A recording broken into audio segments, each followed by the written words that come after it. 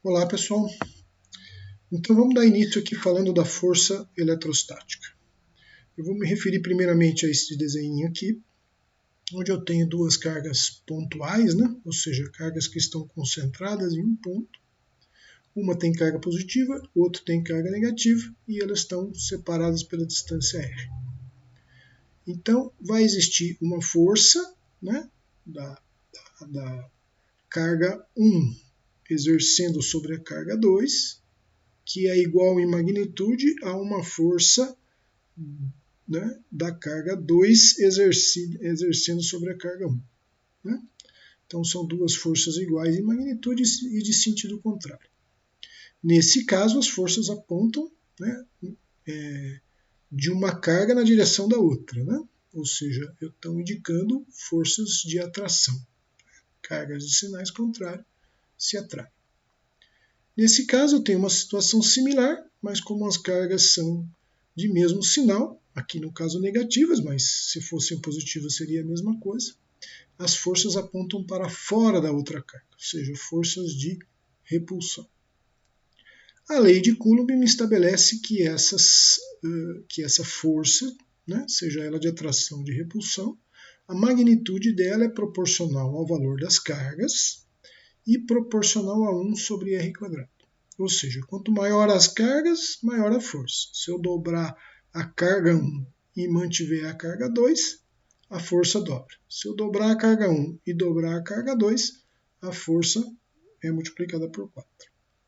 Se eu aumento a distância, a força diminui. Se eu reduzir a distância, digamos, pela metade, a força é multiplicada por 4. Então, essa é a lei de Coulomb que define, né, a força eletrostática que está presente aí em todo tipo de interação química. Acontece que os físicos, ao desenvolverem, né, os conceitos e as teorias da eletrostática e do eletromagnetismo, perceberam que é mais fácil do que lidar com as forças e as cargas, é mais conveniente do ponto de vista da descrição e das equações matemáticas que surgem, lidar com campo elétrico e potencial elétrico. O campo elétrico nada mais é do que a força por unidade de carga. Né? E o potencial elétrico nada mais é do que a energia por unidade de carga. Então, são conceitos que estão intimamente relacionados com a força eletrostática, né? Mas que facilitam aí a descrição dos problemas da eletrostática. Não é possível aqui, né, para esse curso, desenvolver completamente esses conceitos e colocar as equações. Né? Talvez não seja necessário, mas é importante vocês terem essa ideia, né, que o campo elétrico nada mais é do que a força por unidade de carga e que o potencial elétrico é a energia por unidade de carga. Tá? Muitas vezes o campo elétrico vem representado assim por linhas, né? Então, no caso aqui de uma carga positiva, eu tenho essas linhas de campo, né, apontando para fora, certo? Porque a definição de campo elétrico é força por unidade de carga positiva. Né? Então, se eu coloco aqui uma carga positiva aqui, né, unitária, né, ela vai experimentar uma força de repulsão em relação a essa carga positiva. Então, a força vai estar apontando para fora, né, apontando para longe dessa carga aqui. Então, o campo elétrico aqui também tem que apontar para longe. E nesse caso é o contrário. Se eu coloco uma carga positiva aqui, a força vai apontar na direção da carga negativa, então o campo elétrico aponta nessa direção. Né? Ou seja, o campo elétrico aponta na direção, né, da força que uma carga positiva unitária experimentaria ali naquela posição. Né? Quando eu tenho duas cargas, né, em geral, em vez de colocar as setinhas, né, eu poderia colocar as setinhas aqui também, mas aparece só as linhas. Né? Vejo que a situação aqui é um pouco mais complexa porque eu estou juntando, né, o campo elétrico das duas cargas. Né? Então, se eu tiver uma carga positiva aqui, né? Faltou a setinha, né? Mas a setinha aqui apontaria para a esquerda, né? Então a carga positiva seria atraída lá para a carga negativa, né? Certo? Aqui as setinhas apontariam para fora, né? E aqui as setinhas apontariam no sentido da carga negativa, né? Talvez eu consiga colocar algumas setazinhas aqui, quem sabe. Né? Vou colocar em vermelho aqui. Ó. Aqui eu teria uma setazinha. Né? Aqui eu teria uma setazinha apontando para lá. E aqui eu teria setazinhas assim, apontando para lá. Tá? Nesse caso aqui, né, como são todas positivas, eu tenho as minhas setazinhas apontando assim, né? Todas para fora. Todas para fora. Né? Então, claro, se eu colocar uma carga positiva aqui na região central, aqui entre as duas cargas, ela vai, né, ser empurrada para cima, né, para tender a se afastar das cargas positivas. Tá? E essas linhas mais claras, né, mais levezinhas aqui que estão em torno das cargas, são as linhas de potencial. Né? Em cada uma dessas linhas, o potencial elétrico é constante. Né? Ok. Agora eu vou mostrar um pouquinho dessa questão das forças eletrostáticas na química. Tá?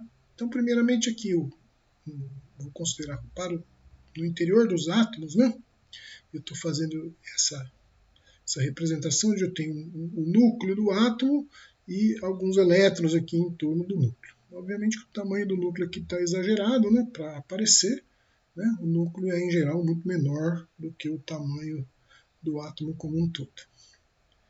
E essas flechazinhas, né, azuis aqui representam a atração que estes elétrons estão recebendo, né, do núcleo.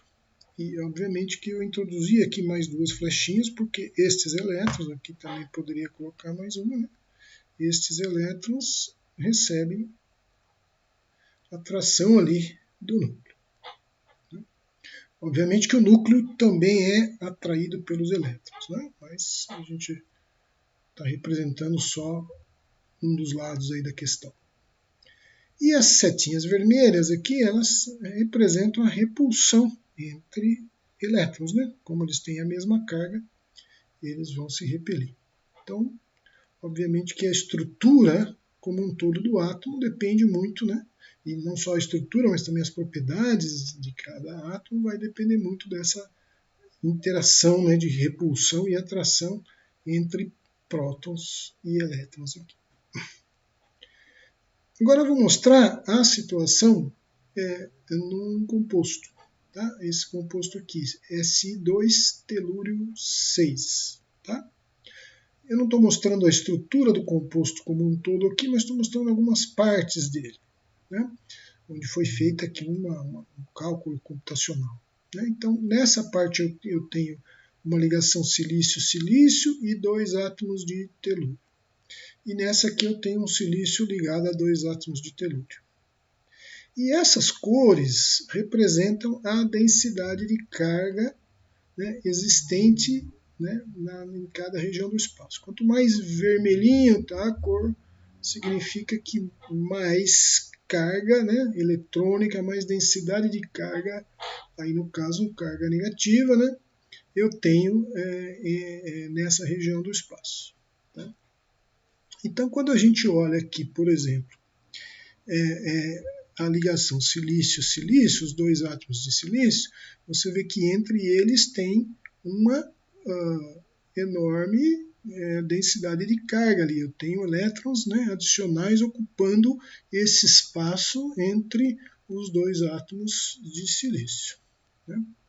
Quando eu olho a ligação silício-telúrio, a gente vê que essa distribuição de cargas não é tão uniforme. As cargas tendem mais para o telúrio do que para o silício. Você veja que a parte mais vermelha ali, tanto aqui quanto aqui, está mais próximo do telúrio. Né? o que a gente costuma dizer então que o telúrio é mais eletronegativo que o silício, ele atrai mais os elétrons para ele. Então nós estamos vendo, né, que as ligações químicas envolvem uma densidade de elétrons aí, né, entre os núcleos, né? Em alguns casos ela se distribui uniformemente, né, como nesse caso aqui que eu tenho o mesmo átomo, em alguns casos a distribuição não é tão uniforme. E aqui no gráfico de baixo eu estou representando a densidade ρ em função da distância, né, para as ligações silício-silício e silício-telúrio, né. A silício-telúrio é essa de baixo, a de cima, a vermelha, é silício-silício. Essa vermelha é uniforme, né? A densidade de carga sobe quando eu chego próximo do átomo, cai um pouquinho no centro dos átomos, entre os átomos, mas ainda é grande, sobe de novo no centro do outro átomo e depois cai, né? No caso do silício-telúrio acontece a mesma coisa, mas no átomo de telúrio a densidade fica maior do que no átomo de silício, mostrando que os elétrons tenderam mais para lá. Né? Apenas para vocês terem uma visão, né, de como que a eletrostática é importante, tanto quando a gente fala de estrutura atômica, quanto quando a gente fala de compostos, de estrutura de compostos. Né? A força eletrostática está sempre presente nas interações químicas. Ok?